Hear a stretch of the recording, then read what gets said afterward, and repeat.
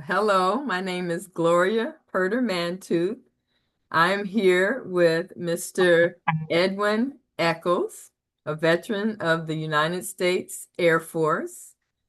And this project is preserve the stories of local African American veterans whose service and lives have helped shape their families and our community. So before we begin, I'd like to confirm that you will sign the release granting the Unsung Heroes Living History Project, a 501c3 nonprofit organization, permission to record and use this interview as outlined in the release when you get that. Awesome. So, Mr. Echols, please tell us a little bit about yourself and your life before the military. So I am a Chicago native. I grew up on the south side of Chicago. Um, so I went in the military right out of high school. I went in '83, April of '83, and so spent, of course, basic training and all of that, and ended up in Okinawa, Japan for my first assignment. So I left out of Chicago and right overseas. And then from there, spent 2 years in Japan, and then got stationed in Little Rock, Arkansas. And then I was there. From there, went over to Desert Storm, spent a year over there. And after that, I left active duty, moved to Nashville, where I got on at the Tennessee Aquarium as a water plant treatment technician. And then from there, moved to the Tennessee Guard in Nashville. And then I moved to Nashville working for the city. And then 2003, um, got a job offer out here in Vandenberg. And I decided, let me try civil service. And so 22 years, a month, and 14 days I spent at Vandenberg Air Force Base as the water treatment supervisor there. How did your family react when you decided to enlist? My mom, um, who was a high school coach, and she integrated one of the Chicago area schools, was one of the first teachers, actually, Palos Heights High School. She could not believe I would go in the military, but she was glad I'd got away from the uh, the crazy of Chicago in the late '70s, early '80s. So she wanted me to go to college. Everybody was pushing me to go to college, go to college, um, except for one of my cousins. And my stepbrother was in the Marine Corps. And so I just decided I'm going to try it. And much as I missed my hometown, Chi-Town is what it is. I'm glad I went. I'm glad I joined. So It what was made motivated you to join? um I spent a winter out of high school trying to go to class and working at a car wash in Chicago, and went through the blizzard of '79, and I got a bad cold one weekend, and I was living in a little basement apartment, and I'm like, this is not it. This is not gonna work. And that spring, I got out and signed up. Mm, yeah. So yeah, that it wasn't working. Class wasn't working.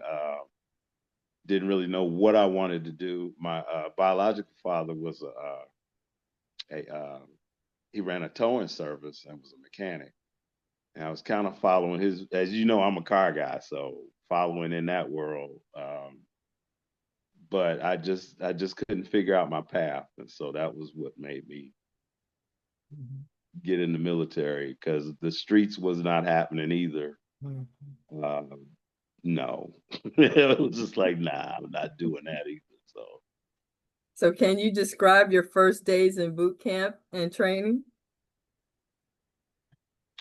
Oh, my first days. Yeah, the getting off of the plane, going to San Antonio and meeting this guy that was about my size, uh, African American guy. And the show is how they make an effect on you, Sergeant Creasy. And this guy was cut like he was out of a Marvel movie. He was just, just straight cut, rugged, hat tipped down. Now I was a swimmer and I had played some baseball and softball and football in high school. So you know how we get. Who was this dude? And but they did their all of the hollering that they do, and they're getting us, in the shape and starting with all the routine. And you kind of want to buck up, but then there's something about the guy that's like, maybe I don't need that smoke right now. Maybe I don't. Okay, I'll catch you later. And the making you pick up the bags and put them down, and the hollering and the visual coming at you in multiple directions, was something I'll never ever forget. That whole routine, and then that first night you laying in that rack, and you're like, "What did I do? What did I do?" And you can't sleep, and then they get you up 0600 and start off with the exercises, and the physical wasn't so bad because again I was, had been a swimmer, but the mental part was what was um, teaching you to be a follower. You need to learn how to follow. You need to learn how to listen because you can't lead if you can't follow. And that was one of the things that that guy also found out he was third-degree black belt. So it was like, nah, it was best we not go down that road. So yeah, but I never forget him. He turned out to be a mentor, a teacher, and set me on my path. So what was the biggest adjustment, do you think, in joining? Um, Learning to be disciplined, learning to be on time. If you want to succeed, you got to figure it out. And then, especially at that time, if you are a person of color, now you also have to really be stepping up because they're watching you. They want to look for you to fail because that's what they've always told us. We're going to fail. And, I learned really quick. No, no, I can not only can I exceed, I can compete and I can excel. I just have to figure out how to follow and play this game the way you want me to play it. And that was my how I got successful, started making rank. Okay. Mhm. I need to be on time. All right, cool. That means I get paid better if I do this for 6 months. Okay, cool. Mhm. What was your military occupation or specialty? Did you choose it or was it assigned? It was a paperwork area that got me into water and wastewater treatment, which was that's been my whole actually professional career, other than being an automotive technician as a side. Um, so I was going in to the Air Force. I scored really high in mechanical, electrical, the different trades. And so I was going in as an aircraft support systems technician, but a paperwork area or error, excuse me, put me as a port environmental support systems technician, which is plumbing, water, wastewater treatment. And so aircraft maintenance would have been the heating and air conditioning on aircraft, the oxygen, life support, all of that kind of stuff. But I ended up going into water and wastewater treatment and plumbing, and turned out I ended up liking it. And again, I was able to grow and get my licenses, and it's been good. You don't see many of us in that kind of world at all. You just don't. Yeah. So now you can tell me all the places that you were stationed and which places stand out the most to you. So I was at Kadena Air Base, Okinawa, um, Iwakuni, Japan for a minute, which is Okinawa, and then Little Rock Air Force Base. I was stationed there. Then um, Dahran for 2 weeks during Desert Storm. Then United Arab Emirates for the rest of that, and then the Tennessee Air National Guard for my last part of active duty, and then civil service has been Vandenberg. Hmm. Any of those, anything about those places that stand out for you? Any of them? Um, Japan was wonderful. That was a really cool assignment. So it stands out for just being a beautiful place. Um, Little Rock stands out for the long-term friendships that I'm still able to keep up with the buddies of mine that we were roommates and best buddies and best men at each other's weddings, and we've been through life. So Mhm. that part for Little Rock stands out. The other ones, some of the temporary duties, you go Wow. 2 weeks here, 2 weeks there. Over to Nellis, which is Vegas, has always been cool. Okay. I got to go to Charleston,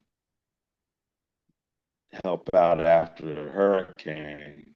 Uh, Hugo, one of the big hurricanes, go down there and drive heavy equipment to help recover the runway. That was different. That showed how the real world can change and how things can really be bad, and people can lose everything. That taught me that on that deployment. But yeah, Kadena and Little Rock for the people. Wow. Okay. What did a typical day in uniform look like for you? Um, Up at 0600, into the shop 0700, grab the daily assignment. Um, then 3 days a week we would do PT. Um, as a young airman, grab a truck, grab the tools, grab your job orders, and get out to the different job sites and start your work for the day. Um, Usually you'd have 10 or 12 different job assignments, and you'd have to go and, complete each one of those.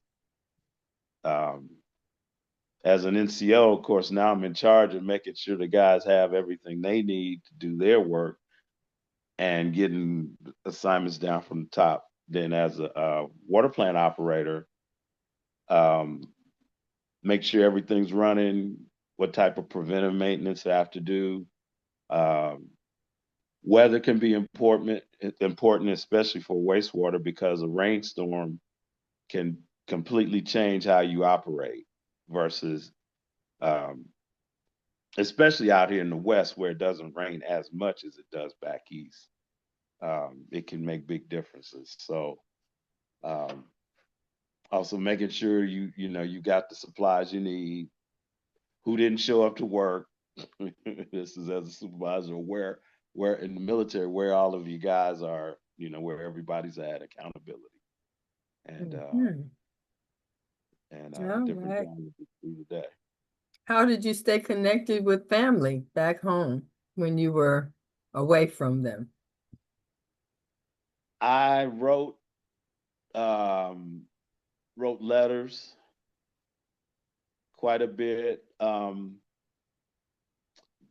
The USO overseas back then would have it where you could go and you could make a phone call. I think it was every 2 weeks, a 5 minute call, um, to a number to your family, or a person you wanted to talk to. Then writing letters. that was yeah, and now I hardly write anything, but yeah, writing letters. Mm. Did you experience challenges related to race during your service? Yes. Always had to make sure that you did above and beyond. Make sure your uniform was tight. Again, make sure you're on time. Uh, just to be able to get to the same point, you had to make sure that you were always on point. Um, Arkansas, yeah, there was quite a few problems with race in that area. Um, and not just the on base, the local community sometimes would have problems. As we all know that, the 80s in the South were we're still trying to adjust to the fact that we aren't going nowhere. We here.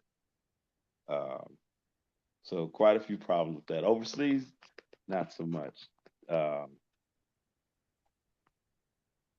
so yeah, my record contains a few Article 15s for having to defend my point. I'll say it that way. Mm. And I'm only gonna tell you so many times not to put your hands on me, that kind of stuff. Mhm. And so yeah, those challenges. But for the most part, people realize wherever we came from, whoever we had a problem with, we still have to figure out how to serve and get this mission done. And that became the bigger focus over time. Did the Um, military provide a sense of unity or brotherhood that felt different from civilian life? yes, yes, the ability to overcome the different places we may come from and who we are and where we're thinking. Yes, you found some people that to this day um, still have good close relationships with that I haven't. Some people I haven't talked to in years. I just heard from just got a post from a guy I know I haven't talked to in 10 years. And still, we may have our differences, but yeah, that camaraderie, we still serve, you know. We had each other's back when we needed to, and that's important. So yes. How do you think the military service changed you as a person? I think it made me grow up and understand what discipline really meant. Um, and to be aware of um, different situations and always try to have a solution. Um, even when it looks hopeless, there's always a solution. May not be the best option, but there's always a solution. It taught me that. Um, Patience, which I'm pretty mellow. Just I've always been a pretty mellow guy, but definitely patience and perseverance. So, what are you most proud of from your time in the military? I am proud of um,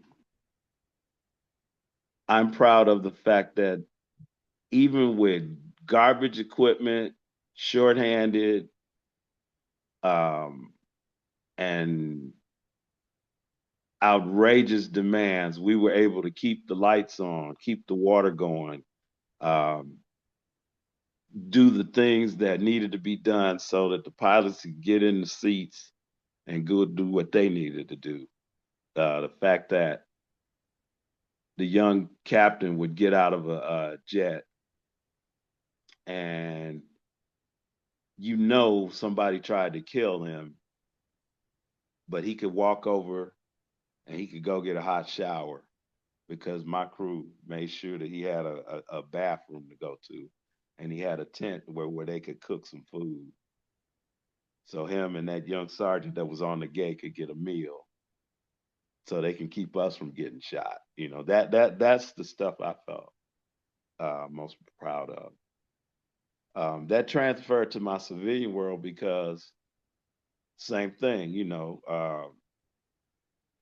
city of Nashville, city of Franklin, the base, working with a crew that was able to provide drinking water, fire protection, critical launch water for 22 years, no EPA violations, raggedy equipment, some is 50 years old, lowest paid, smallest crew, and we still got it done. Now I'm proud of that. What advice would you give to a young family member considering military service today?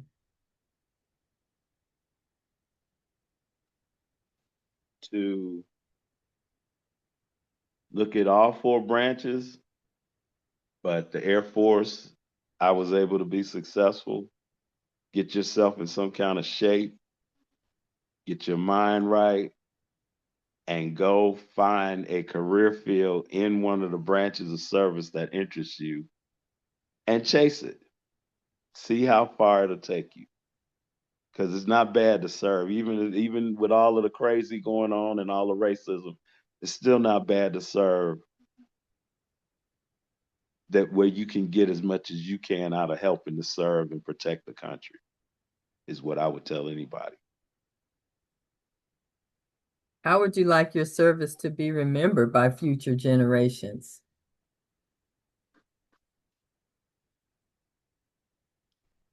That we kept the doo doo running when it no no that we kept the lights on when it needed to happen. That would be the best way to utility shop kept it running when it needed to happen. Is there anything else you'd like to share before we close? Um, I would just like to thank our Lord and Savior Jesus Christ for the life He allowed me to be able to serve and give, uh, and thank all of those who helped me to be successful. And I pray those I have helped and mentored that they continue success and that we move forward to the prosperity He wants us to have. Mm, And Shay, thank you for that's it. sharing your story today, Mr. Echols. Your You are service, welcome. your service and experience are an important part of the community, our community's history, and we are honored to help preserve them for future generations. Right. Thanks. All right.